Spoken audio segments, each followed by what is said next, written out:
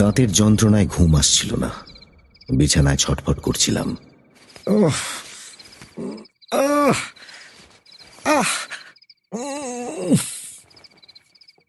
রাত 2টোর পর একটু তন্দ্রা এলো। ভোর রাত 4টের সময় সুপরিচিত সেই কড়া নাড়ার শব্দে আমার ঘুম ভেঙে গেল। দরজা খুলেই আমি চৌধুরী তার পুরনো মডেলের ঝরঝরে অস্টিন গাড়িটা এনে দাঁড় করিয়েছে ওই গলির মধ্যে। আমি দরজা খুলতেই সে একটা বস্তা টেনে বার করল।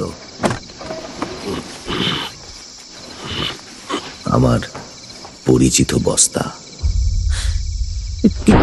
কি ব্যাপার?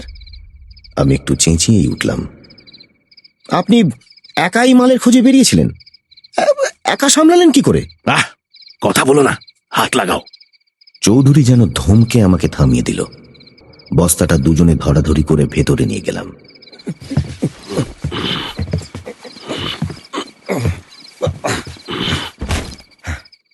বস্তাটা টেবিলের উপর রাখার পর চৌধুরী চলে যাবার জন্য ফিরল।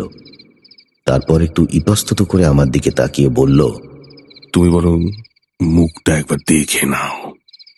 হ্যাঁ, মুখটা তুমি একবার দেখেই নাও। যেন নিজের মনের সঙ্গে যুদ্ধ করে কথাটা সে বলল। কিন্তু কোথায় এটা পেলেন? কেমন করে? কখন? মুখের দিকে তাকাও।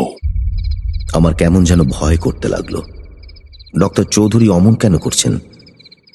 আমি একবার তার মুখের দিকে আর একবার বস্তাটার দিকে তাকাতে লাগলাম।